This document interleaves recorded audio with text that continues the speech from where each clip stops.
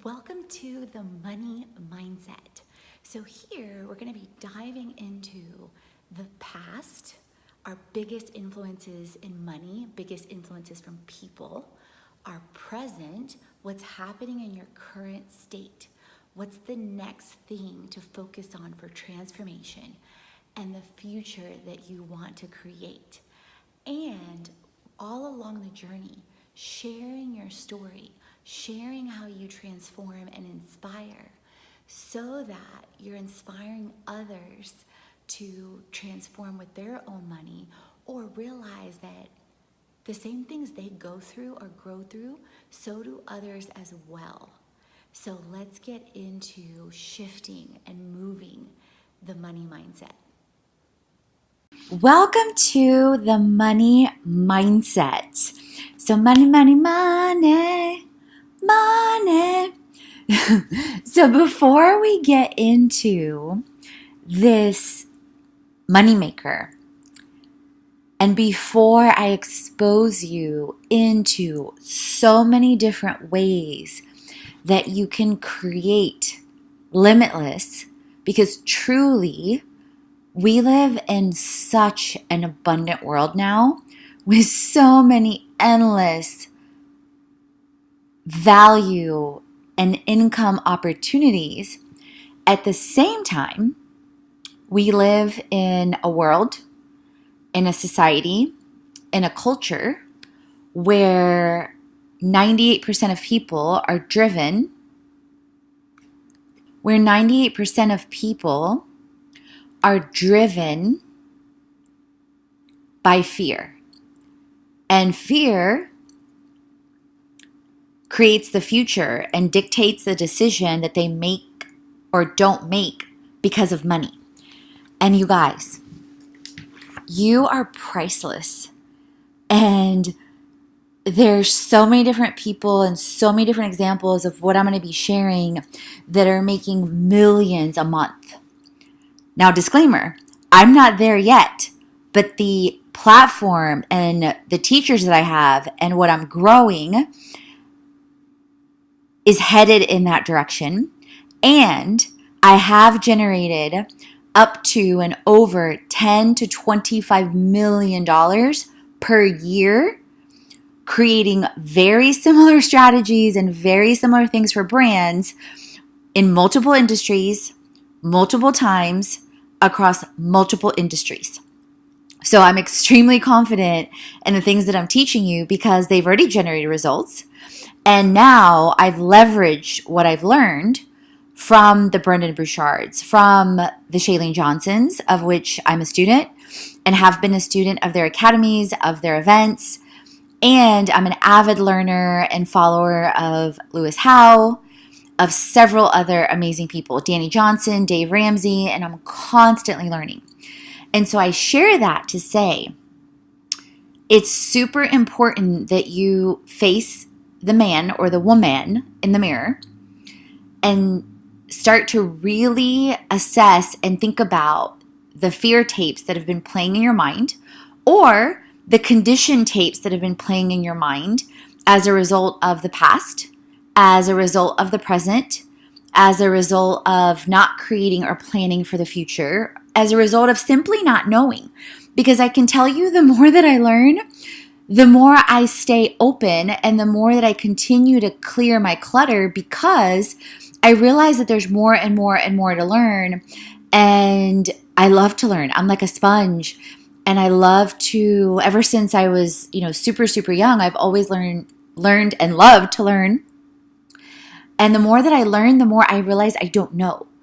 And I'm also deeply passionate about learning from you and learning from others because that expands the experience.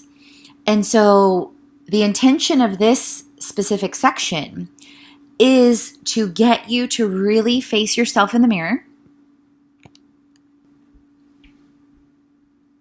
It's time to see abundantly. So some highlights we're going to dive into, then the mindset and some questions. And I want you to hit pause if you need to journal, if you really need to reflect, whatever that means for you. Do not feel by any stretch of the imagination that you need to listen through this all the way through. Now, if it's your style to first listen and then go back and journal, then by all means honor that. However, I do want to point out at some point, write and reflect things down, because the more you put things down on paper, there's a neural connection and a neural pathway connection in actually writing things down and the focus and the transformation that happens. And there's so many studies about that. How is your money history in your past? How is your money family tree? What money matrix are you in, and do you want to be free? So what do I mean by that? I want you to think about where your mom came from, what her family lineage is, or whoever the main female figure was in your life. I want you to think about your father's lineage and or the main male figure, if you had one, that was also in your life. So I completely understand that, everyone comes from different families, different upbringings, all kinds of different life experiences. But I want you to basically think about your first examples of money, of abundance, or of lack. How is your money family tree? So in those experiences, or on each of those sides of lineage, I want you to think about what's the highest income limit that either side ever achieved. I want you to think about what their spending patterns were, what their creating patterns were or weren't, just as some initial questions. So what money matrix are you in? Meaning, do you work and trade time for dollars hourly? Do you trade pieces or items for fixed fees? Or are you in the money matrix that is leveraged, that creates income while you sleep? And do you have a team that you're leveraging that off of? Multiple teams to where you're scaling, to where you can leave, or you're leaving a legacy after you leave this planet, and that you're setting yourself, your family, your children, your future family up for freedom and for a completely different trajectory in their lives. And I'm going to guess that every single person that listens to wants to be financially free. And so we're going to dive in your past, your present to your future, and your future.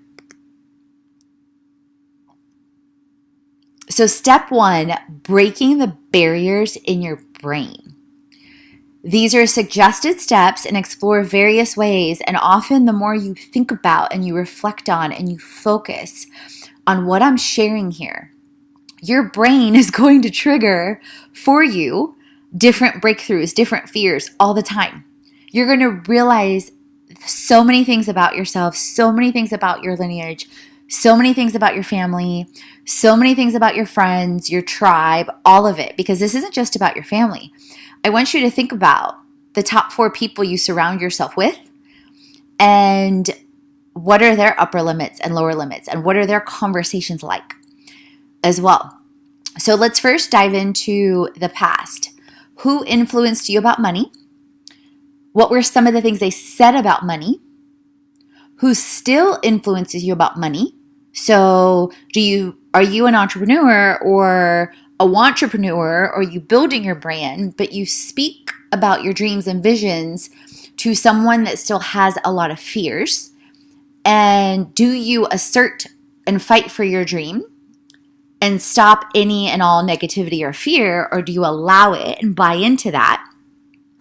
Whether it's friends, family, people at work, anyone around you, any energy that you're surrounding yourself with. What were their highest amounts of income, or what are their highest amounts of income? Have you exceeded those levels? What are your highest levels of income? And then I want you to take a trend for your income for the last 5 years. And I want you to pay attention to a couple things. Number one, does your income go up and down? Number two, do you say yes to everything, even if it's something that you're not necessarily excited about? Number three, does it grow consistently over time? Whether it's 10%, whether it's 2 times, 3 times, 10 times, infinity times, are you setting that vision for that trajectory? And we're going to get into that even more into the future, as well as into the present.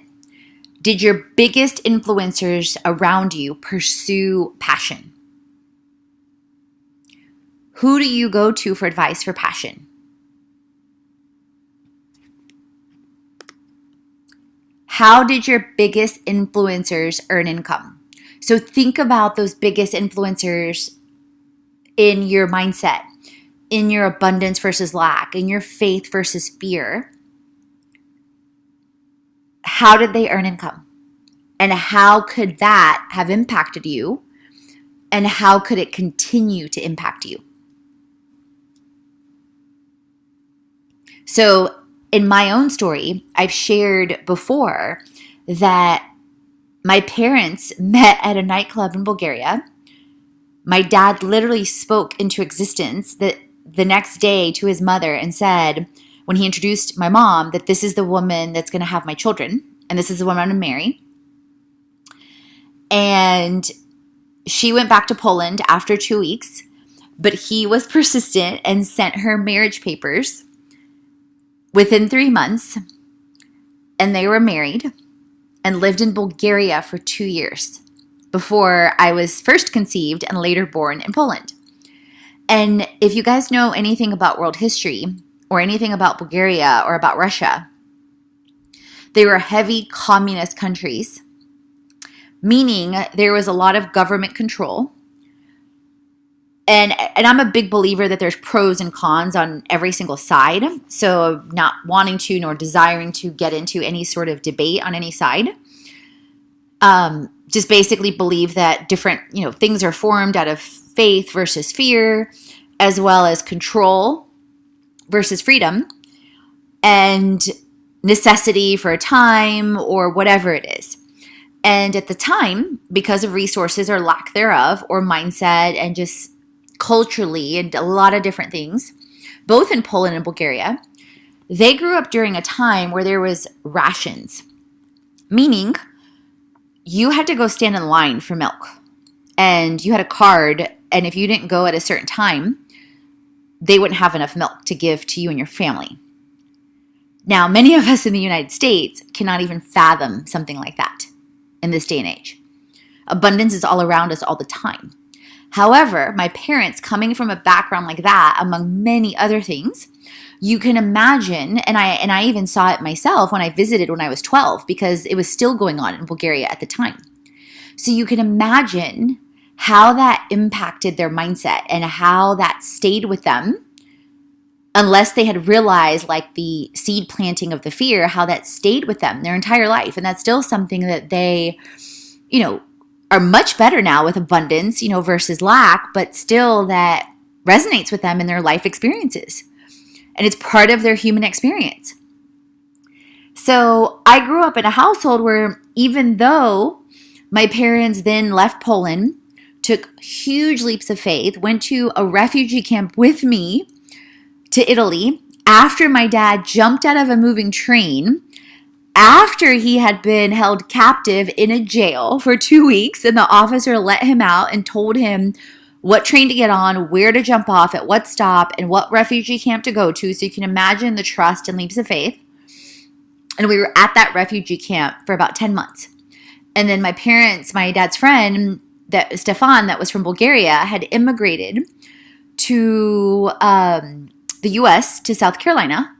And my dad reached out to him to sponsor my parents. Basically, that's what it was called back then, to kind of get, a referrer that was already in the States to approve you or to vouch for you, so to speak, to allow my parents and myself to go ahead and come to the U.S. because my parents wanted much more opportunity. They wanted to fight for the freedom of me, the freedom of their children, and change their own trajectory of their lives. And you can imagine coming from a communist country, so many things that they had to overcome. My dad literally only had temporary permission to leave and had my mom's friend that was a chemist doctor the stamp in his passport so that he wouldn't be caught at immigration. Like, you guys, when I think about my life and the story, like, I came from crazy risks, crazy leaps of faith. So I honor that in who I am. And that's what I fight for myself, for my team, for you guys, for my future family, for all of it. At the same time, I have to honor and have compassion that a lot of people didn't grow up with that they did grow up in fear and that fear stayed, or they never saw an example of people that fought for that freedom, right? And so I stand in that foundation. And so, but at the same time, my parents still had a lot of those fears and a lot of those lacks of not enough, not enough time, not enough money, not enough food, not enough this. So there was a lot of habits that I absorbed unknowingly, unconsciously in my health, having to finish every single drop on the plate because, you don't leave food on the plate. But again, that came from lack as far as even if you're super full, like you finish everything. And that goes back to the upbringing they had. And I absorbed that up until 4 years ago, as of this recording. I struggled with weight my entire life, up and down, up and down, up and down. And again, that goes back to foundations and that goes back to mindset, which is what we're talking about. And I also struggled with money for those same exact reasons. All that energy, all those things trapped inside, all that lack, all that disbelief for myself versus others versus other brands, value, worthiness, all those different things, examples, practical examples. So I share that from a lens and just epiphanies or insight for you to think about your own family tree. And even though my parents fought for their freedom and my dad was an entrepreneur when I was in grade school, he tried so many different things. But at the same time, because of different things he grew up with and didn't fight through, patience, communication, trust, he wasn't successful from a lot of different things initially, and worthiness. However, later, once it was probably like 5-6 years later when I was about 10, 11, 12 years old, my brother was also here. He got super, super serious and went to go work for a company, no college degree, no technical training, learned CNC machining, got to the point within about 2 to 3 years that he was making over 6 figures. So when he worked for a brand, he figured it out because it also goes back to people pleasing, right? And these are conversations my dad and I have now.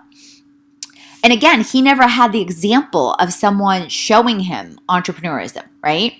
So I realized I would repeat the same patterns.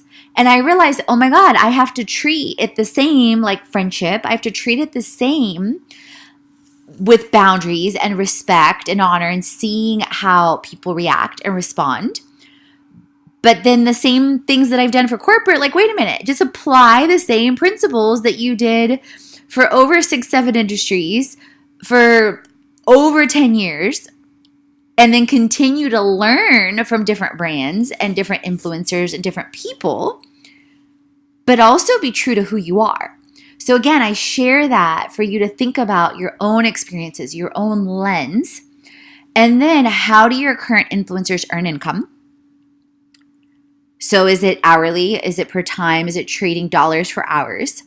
What financial opportunities do you have? And then what patterns are you seeing from these questions or this insight or this reflection? So let's get into now the present, because the present and the things that keep happening consistently give you a lot of insight into whether you're stuck in the past or fearful of the unknown or the future.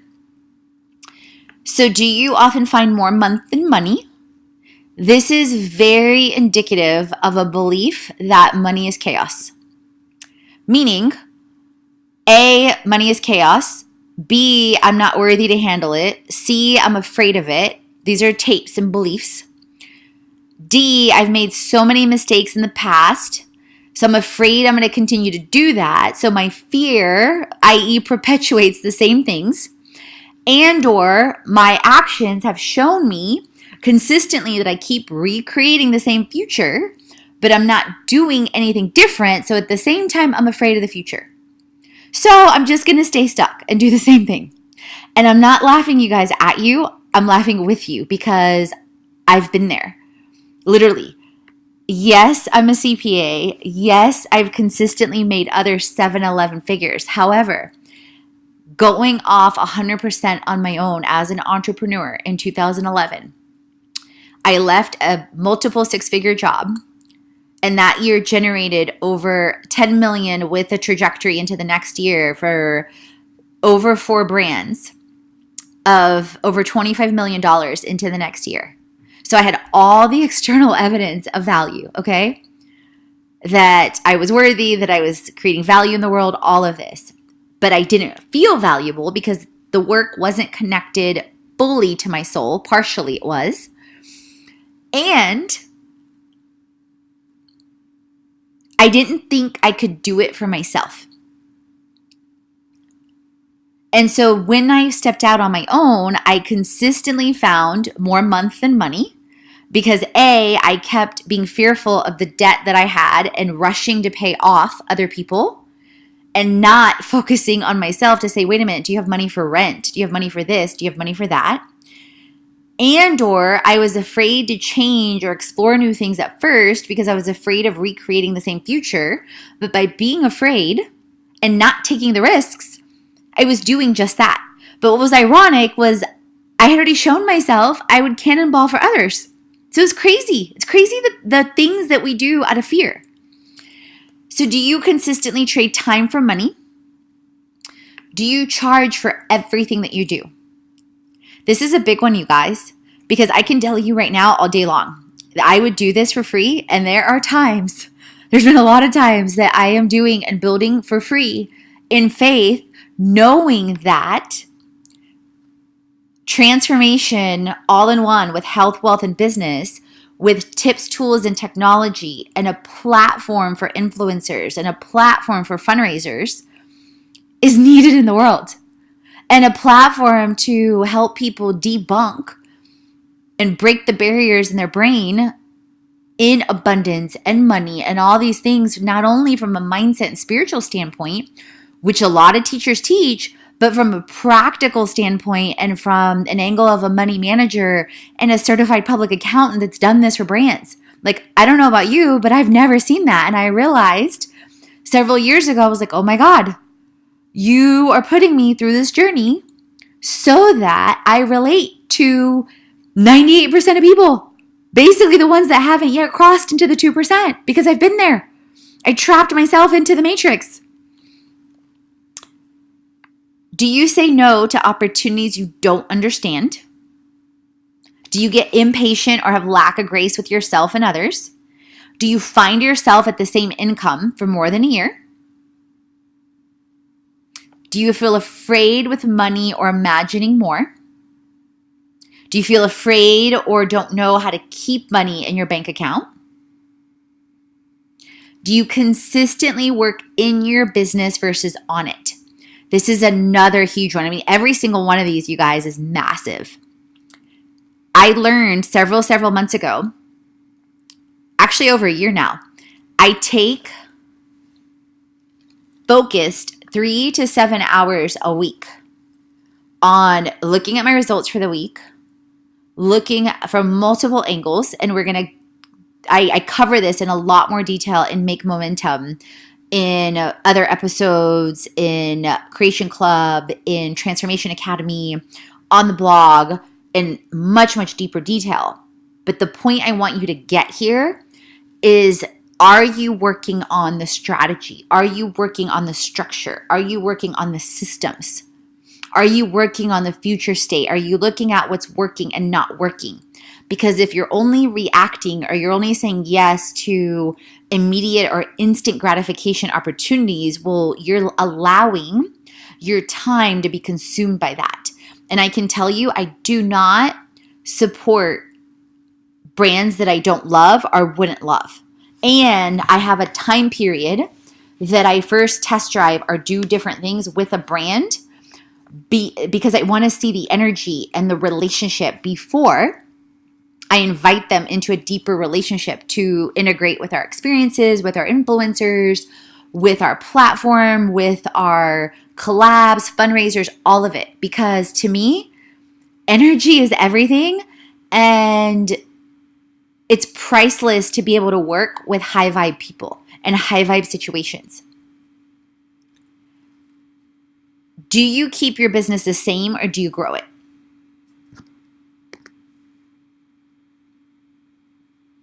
What awareness is being highlighted and what patterns are surfacing for you?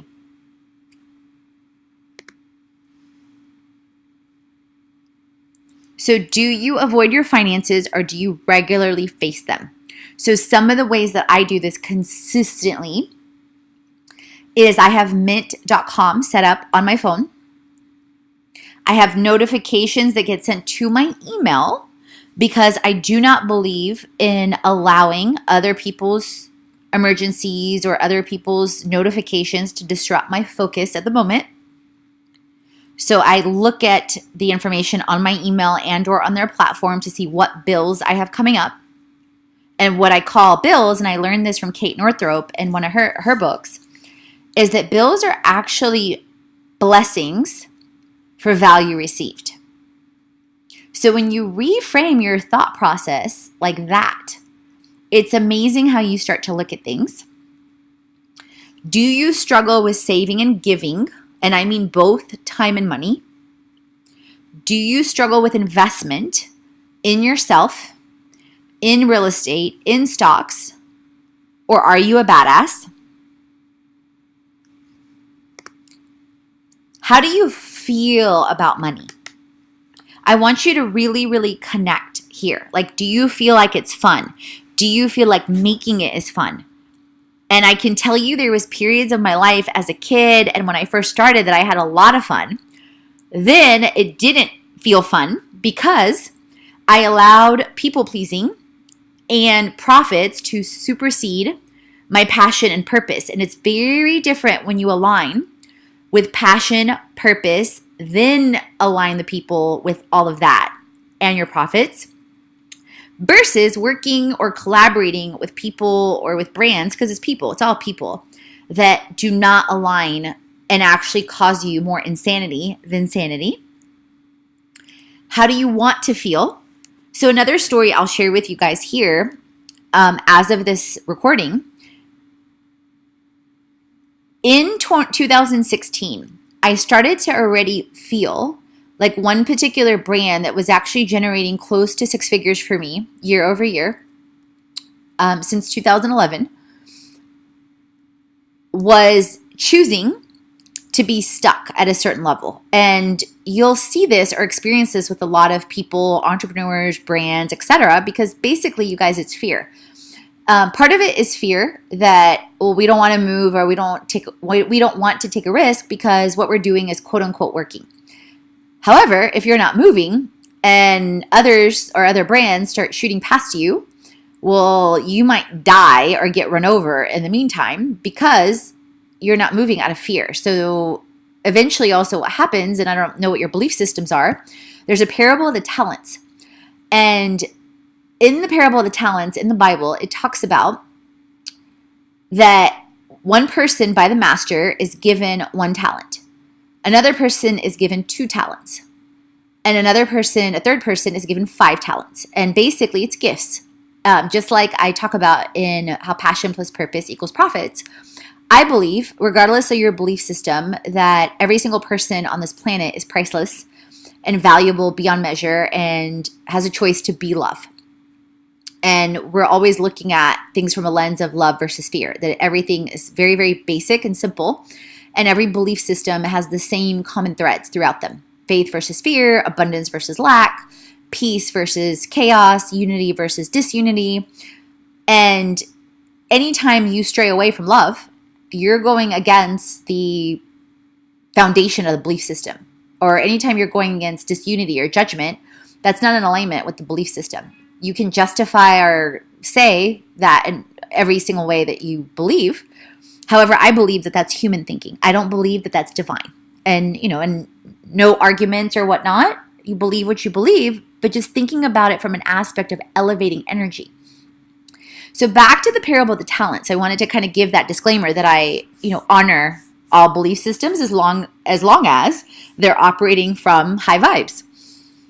And if they're not, then I know that that's coming from a lack of love. And I choose to shy away from different people or situations with compassion and grace and non-judgment.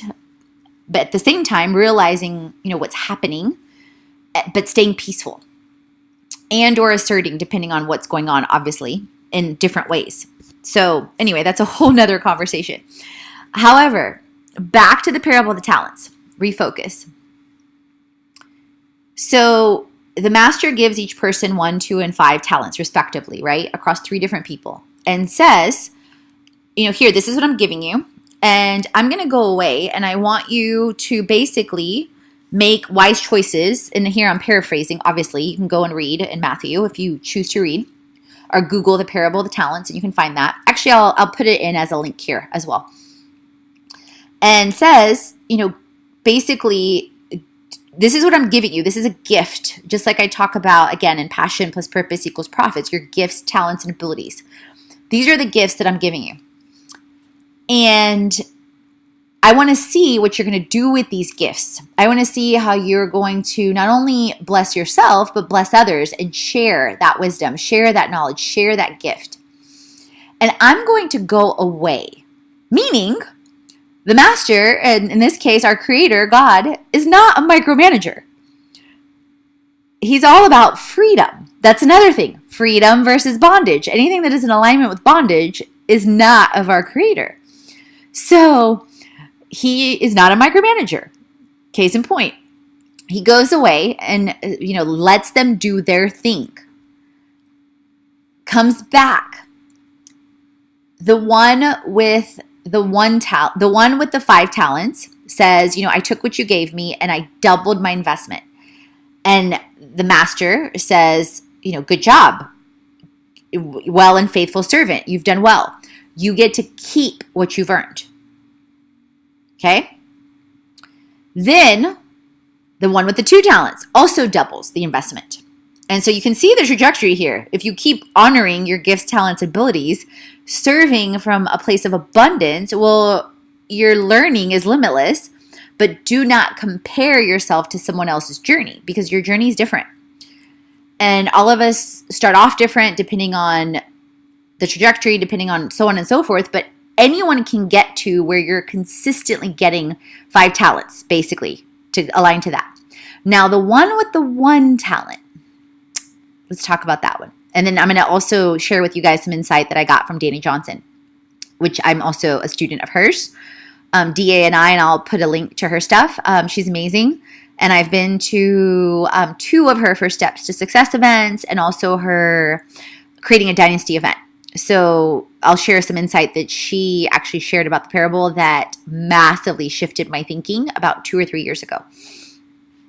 And so the one with the 1 talent decides, because he's afraid, I'm going to bury this talent because I'm afraid, basically, that I'm going to lose it if I share it because I only have 1.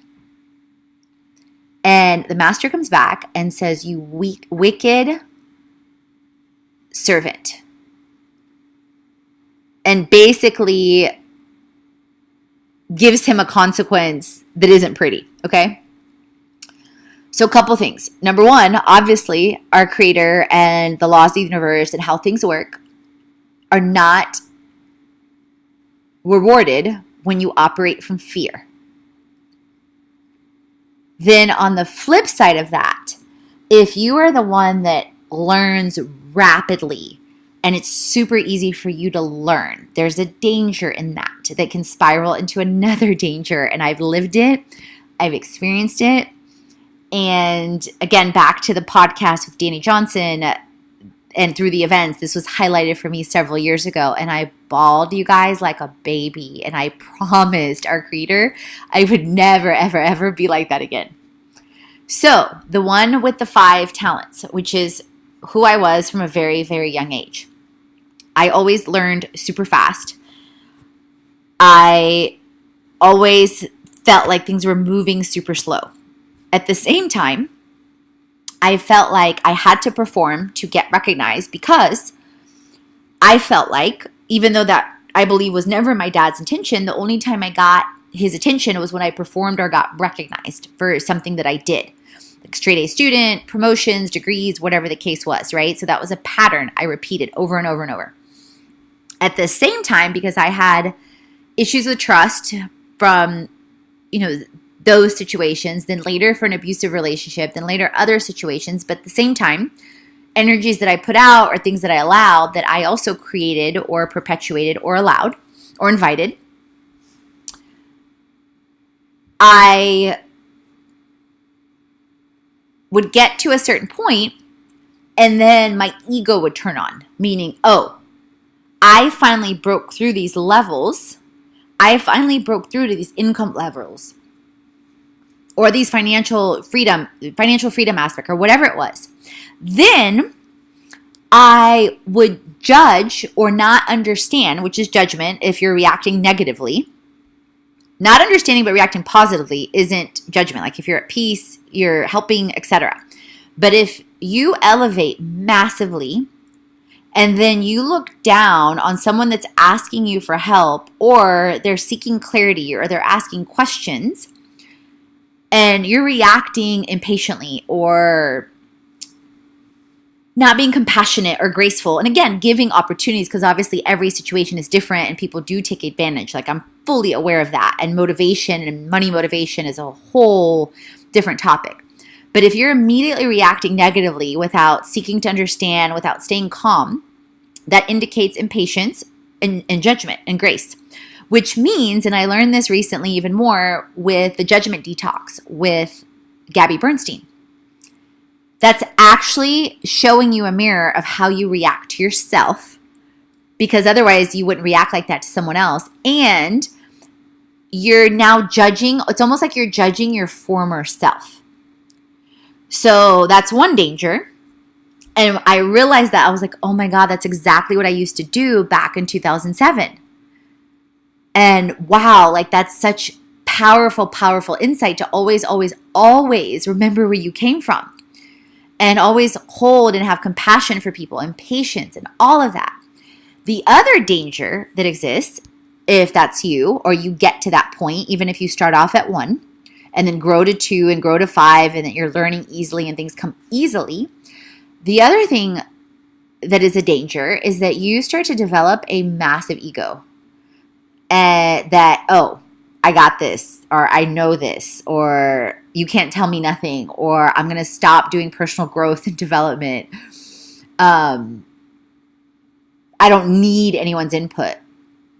Even if it's someone that's generating 100 times the results in their life that I am or that you are. So that's the other danger. So, and again, I've experienced and lived and been both of those. And in Danny Johnson's episode and in her podcast and in her events, when she talked about that, it's like literally completely negating the gratitude for the blessings that our Creator has given us and not living out to our full potential from fear, from ego, and or fear of being seen. And literally, you are love. You are nothing more, nothing less than love. And so when we play small, we're not serving anyone, definitely not ourselves. And in fact, we're withholding blessings from others by not shining our light and not being love and light. And not showing that full potential, not going after our full potential with everything that we are. So when I got that, you guys, and I remember listening to that and bawling like a baby and just like, oh my God, I will never, ever, ever take for granted my gifts, talents, and abilities. And I will not, like, I will be conscious of it all the time. And I will consistently seek to learn so that I always remember, no matter how much I know, there's so much more to learn. And to always stay humble and to always hustle. So, what stories or behaviors do you have and reactions and emotions? And so how do you want to feel about money? So I started remembering, you guys, how I felt playing Monopoly, how I felt with scrapbooking, and how I felt when I first started becoming an entrepreneur. And I was like, that's what I want. I want to always be high vibe. I want to always feel limitless potential. I want to always have fun. I want to always feel more than enough. I want to always feel abundance and passion and purpose and high vibes so that I create massive value and give selflessly and learn from others selfishly or selflessly, that I repeat and re-give back to others, and so that I attract a high vibe tribe of people that feel like friends, that I can trust and we connect, and just opening myself up to that. And that was so different than how I used to be, because I grew up being, one way, or like keeping work versus the other things separately, versus realizing, wait a minute, like I can integrate all of who I am into everything. How do you talk about money? Do you speak with abundance? Do you speak with possibility? Do you speak with potential? Do you speak with blessing? Do you speak with gratitude? Do you speak with value? Do you speak with exponential? Do you speak with faith, or do you speak with fear, lack, scarcity, negativity, gossip? How do you want to speak? How do you feel about time? How you feel about time also correlates directly to money. Do you feel like there's not enough time? Look at what you're creating on your schedule and your calendar to perpetuate that feeling. How can you shift that? And I speak on that quite a bit in Stuff, Space, Insanity, as well as Boss Brand, as well as clearing the clutter in our club, in our creation club, on the blog, in our academies, because it's very, very important. How do you want to feel about time? So also, you guys, I've experienced in the past, especially around 2007 till about 2010, such a feeling of lack around time. Meaning I would have this feeling of I have to work, because otherwise I'm not going to get to a certain point. And again, that goes back to lineage and things I observed with my dad's drive, which on one side is great because, he's driven to provide and protect, right? Just like a lot of, men in our world. Like that's their internal intrinsic drive, and it's beautiful. At the same time, he negated his health, which I also did up until 4 years ago. Thank God for Herbalife, the number one global nutritional brand. Thank God for community. Thank God for learning more tools that, I integrate within the club, the academies, the experiences, the retreats, all of it. Thank God for Team Edge, coaching me into now going into my third fitness show in a National Physique Committee bikini, because I did the same things. So how could I, from a compassionate heart standpoint, ever judge someone that is experiencing that? Because it comes from pattern behaviors, or feeling not worthy, or not knowing how, right? But at the same time, recognizing that people do get a choice to be open and coachable, that we cannot force, beg, or chase with a negative energy, because that's what comes back, or people are going to be repelled by that if you're begging, chasing, and forcing from a negative angle. So recently, literally, I was in New York this week. And so recently, over the last 3 to 6 months, this is something that I've been extremely intentional about, is every single day integrating spiritual, mental, emotional, physical, playful, relational, and financial. That I'm a complete person, and that we're all complete people, and so that there's more than enough time. So while I was in New York, and before I even went, I was like, okay, I'm going to fly in early Monday so that I can go to the gym. And then I want to explore the city. So I went to down Fifth Avenue. I went to St. Patrick's Cathedral, which I hadn't visited for years, even though I usually go to New York once or twice a year. Went there. I was going to go up to Top of the Rock for sunset, but the line was super huge. So I decided instead to go the next day. So I bought my ticket for the next day. And then we had our Herbalife team call, our Monday motivation call. So when I went back to my Airbnb, I listened to that. And then I worked on some of these presentations after for like 2-3 hours. So if you listen to that example on that day one, and I did Reiki in the morning. So I'm also Reiki and prayer and gratitude reflections. So I'm also Reiki certified for those of you that don't know. So if you think about all of that, I did spiritual, I did mental, I did physical, I did relational. I connected with people all day long. I did playful. I did financial. So I did all 7 that entire day. And that was all in one day, you guys, and travel. It was crazy. I think I was up like 5 a.m. or 4 a.m. that day. Then the next day, I also got up super early, right around 6. And I went to the gym. So did my Reiki, did my morning meditation. I'm currently also doing sound baths. And I did my prayer. So a lot of high vibe, energetic, and also my I am statements. So that's also something I talk about in Time to Transform, and also elevating energy and a lot of different content that I create, because it's so important to pour into yourself.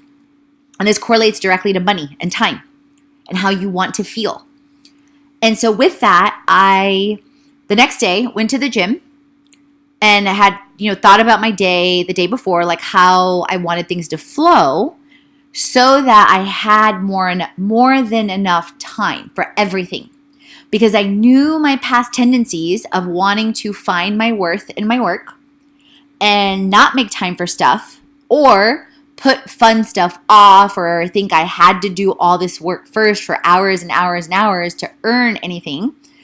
And so I said, okay, how can I, or what will it take for all of this to be possible in a day? So I created this the day before and then manifested it the next day. So got up, did the morning routine, went to the gym. So automatically I'm already ahead of the game by like 8 a.m. Spiritual's done, mental set up, emotional set up, super powerfully. Then physical's done. So I'm already like massively winning 4 out of the 7 areas of my life by like 8 a.m. Okay. Then I go to Top of the Rock, playful at 10. Okay. Then relational, I connect with my family, my mom and dad on the way there, and my brother and my sister-in-law, and social media. So I'm very intentional about being relational. Then I go to this amazing, so I found this Groupon deal for Premier 57 Spa on Billionaires Row in Manhattan. It's phenomenal. If you ever go to New York City, or if you've been, or if you live there, go to Premier 57 Spa. It is amazing. So the Groupon, so it's normally a $75 investment for the day in your self-care to access all their facilities, everything. They've got rooftop pools and jacuzzis. Then they've got indoor hydrotherapy and pools. Then they have over 5 sauna rooms. Then they have a secluded section separated for each sex. Phenomenal. The Groupon was for $45, so don't quote me if the Groupon's not running, because maybe it won't be running. I don't know, but check. So then I said, okay, I know that I'm due for some self-care because I haven't gone to my local place here in Atlanta, Jeju, for quite a bit. It's been it's been at least about 2 weeks because I went for fun with Herbalife training also to Disney and, other fun a couple weeks ago. So that was my focus. And so I hadn't had some spa time. So I said, well, after I left Top of the Rock, let me go to Premier Spa for a couple hours, because you guys, an hour or 2 hours or 3 hours at the spa can literally feel like weeks and months are lifted off of you. So I said, okay, I'm going to go, and I'm going to go there till at least like 2 o'clock. So I spent 3 hours there. Within 30 minutes, I felt like a totally different woman. Totally different woman. I was already high vibe before, but like 30 minutes in the joint, I literally already felt like a week had been like taken off of me. And then the meditation room in there, oh my God, it has like these lights that are blue and pink, and it drips water. It's like this little water like conclave in the middle, like a mini waterfall or something. I don't know. I don't even know what it's called, but it's phenomenal. So I did that. We're still on the same day, you guys. Then went back to the Airbnb because I said, okay, the next thing that I want to do is I got a free pass to WeWork. So shout out to WeWork through Airbnb. I said, I want to go like in a different energy experience to get some work done and do, more of the things for my blog, podcast content, for the club, for the academies, for all of that. So they gave a free pass. So I was like, okay, well, let me go experience a couple hours at WeWork. And I said, okay, I want to go check out this other place called Pietra Nolita, which is this super cute pink restaurant in Soho in New York. And then I was going to an influencer event, Influence by Newswire, that I had been invited to by Magnolia, which is the creator of the platform alongside with Newswire, as well as of the event. And, I was like, okay, this is a great networking opportunity, great way to learn from influencers for our platform, great way to connect with people, great way to be relational, great way to have fun, right? Because 2018 for me is also all about freedom and fun. So I thought, okay, let me go to the Airbnb. Let me change, get ready, and let me pack my heels and my skirt with me so I don't have to go back to the Airbnb, right? After I got done with the spa, went to the Airbnb, got ready, had the heels and the stuff with me, had my meals with me in my meal bag because I'm also on prep, and then thought, where can I stop to get, anything I'm missing, like oatmeal or anything like that. Checked out the menu at the Nolita place, so to make sure that it was prep friendly and I could get chicken and veggies. And said, okay, I'm going to go to WeWork for about 2 hours, crank out like 4 major pieces of content. Boom, done. Set the intention, the value, and the vibe. Then I'm going to head and create an hour of cushion time. So listen to what I'm saying. Cushion time, planning for success, thinking about the logistics of stuff. No different than if you were doing this for someone else. Because you are your best person. Like, invest in you. Put an hour cushion in. So no stress, complete peace. And it was so hilarious, you guys. The Uber ended up passing me because the timing of when I requested it, he had another pickup. So it took him like 20 minutes to loop back around, hashtag New York City traffic. And I was so calm. I was like, okay, cool. It's cold. There's a sandwich shop right behind me. I'm going to grab some water and I'm just going to chill there till I see that he's closer.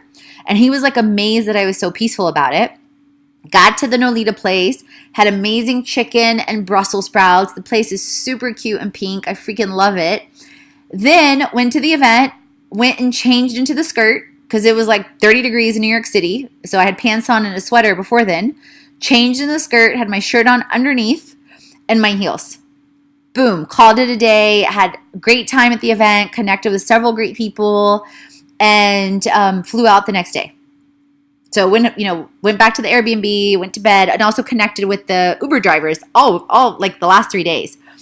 Met this NYU student that is doing a lot of things with wellness with NYU and was super interested in a lot of what we're doing, and just amazing, amazing high vibe people. So that was all in one day, because what I realized, you guys, is it's so powerful to think from a lens of more than enough, and how to think from a lens of how to make yourself exponentially happy every single day. Because I thought to myself, how do I want to feel? I want to feel like every day is like 1,000 years, and 1,000 years is like a day. That in one day I experience all these different things that I have no energy or desire to feel anything less than more than enough because I'm consistently creating more than enough. So imagine if you always operate like that. Well, of course you're going to attract more than enough wealth. Of course you're going to attract more than enough vibes and tribes and all of that. And then my last question on this page is, or on this episode is, do you know what the ESBI quadrants are? So if you haven't read Rich Dad, Poor Dad, highly recommend it also. And what the ESBI quadrants are, and this highlights the 98% versus the 2%, among many other things, just like we've been chatting about. So E stands for, Robert Kiyosaki talks about this, that basically E stands for employee mindset, trading, dollars for hours, trading salary for time, more or less, like any of those quadrants, like very like, that's not my job. I'm not going to do that. I'm going to get paid for everything. Not thinking in terms of value, not thinking in terms of exponential, not thinking in terms of promotion. So a lot of lack and a lot of like being captivated by what's quote unquote normal, i.e. the matrix is what I call it. S is specialty. So I migrated from E to S, but then I had a lot of fears into B and I up until, about the last 4 years, just like I've been sharing.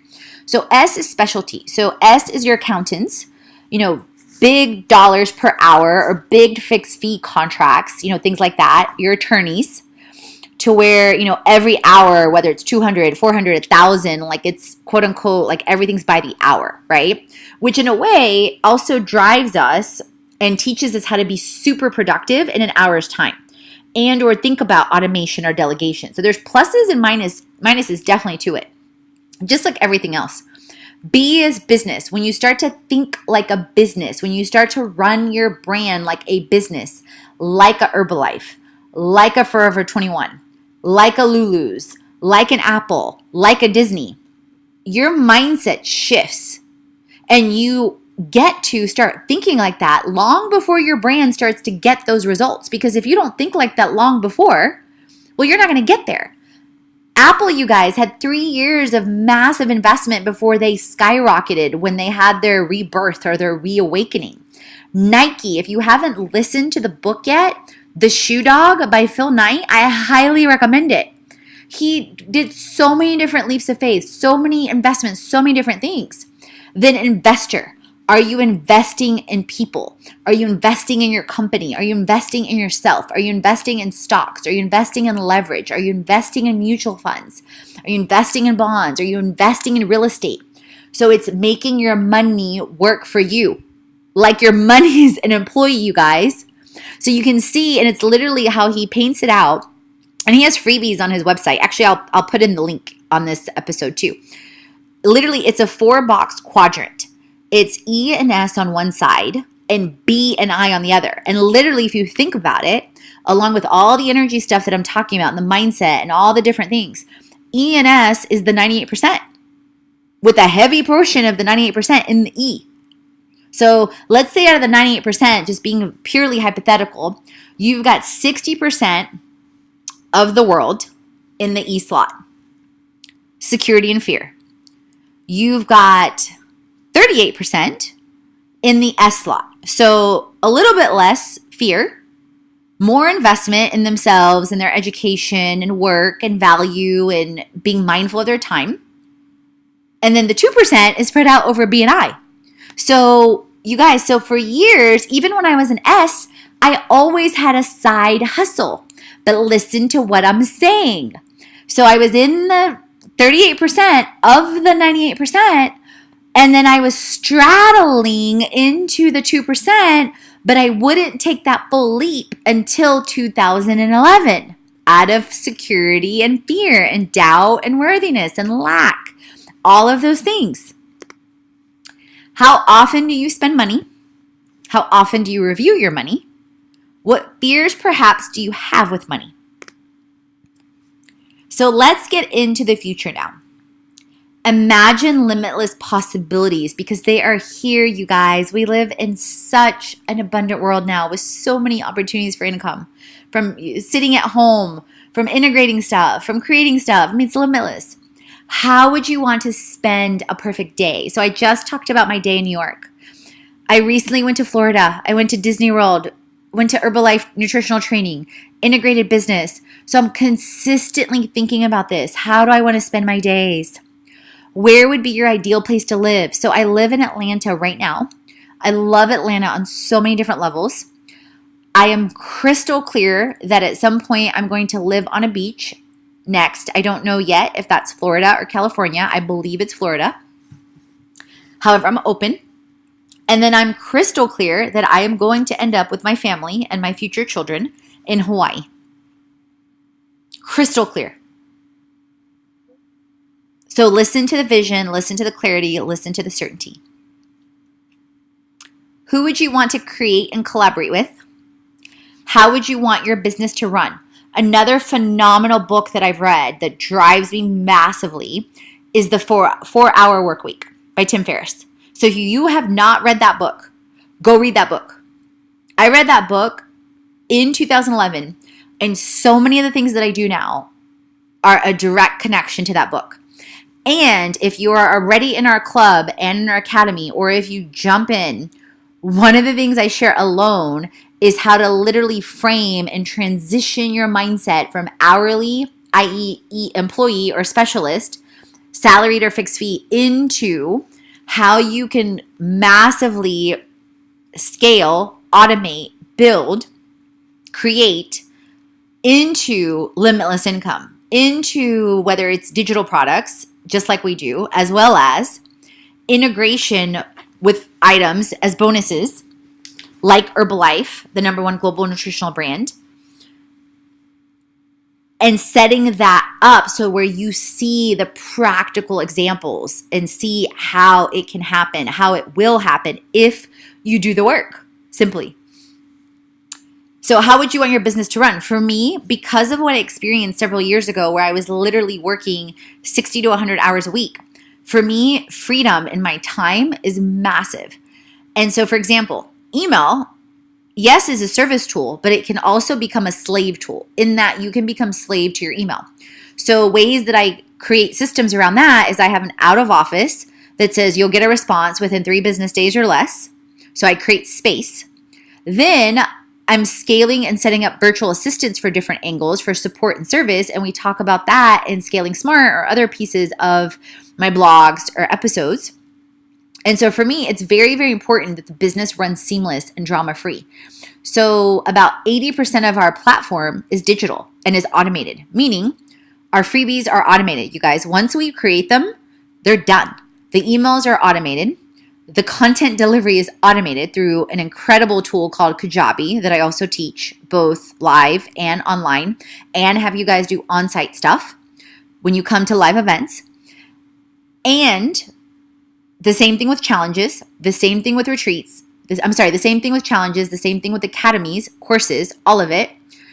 And on top of that, with the retreats and the academies and our live experiences, we also integrate the online for added value and teaching and support. And with our influencer platforms and our fundraising platforms, I'm scaling and automating that too, so that the team is very lean and smart. What things do you not want to do? What things do you want to learn? So take a peek at your prior and past answers. How do you want to create for the future? So just how I shared about how at some points in my life I was a slave, but then I had allowed that and I had created that because I believed that's what I had to do. I didn't see a different route. So now I'm extremely intentional about every single day feeling free. That I'm in control of my day, I'm in control of the flow, not the other way around. At the same time, I'm open to experiences all the time to be of service, to be of energy elevation. Perfect example today. I was driving into our parking garage here in Buckhead, and there was a car standing there, and you could tell they were kind of stuck, and I didn't know what was going on, so I patiently waited. My patience has grown so much, you guys, the last 5 years. And patiently waited, and the car pulls up, and this girl comes over, and she's like, hey, I just moved in, and they gave me this pass and these keys, but they didn't give me a parking pass. Like, how do I get in? And I was like, my bet is, did you get a puck like this? And she said, no. And I said, like, obviously they forgot to give you that. Here, no problem. Go ahead and use that. So I was of service. I was calm. I was patient. I was peaceful. Then we started talking, and I just told her, oh, I just moved here, 8 years ago. I know what it's like to be new. Where'd you move from? She's like, oh, I moved here from Iowa. And I said, oh, I would love to play tour guide. And she asked me, she's like, oh, do you work? She's like, obviously you work out, which was a great compliment. Thank you. I received that. She's like, yeah, I would love to work out or workout buddy. I was like, oh, actually, I also do things with my own business, with health, money, and business. So, by the way, here's a card. Definitely take a peek. We've got all sorts of freebies. And yeah, I would definitely love to connect and play tour guide, or let me know if you have any questions about anything. And then we still had another conversation also with her mom as well. So my point is lead or be a leader, but at the same time be open and flexible. And that's the freedom of not reacting or not trying to OCD control everything. So here's a couple blank pages, or just a couple more insight points that you might want to journal out. And just in summary, really want you to think about, again, past, present,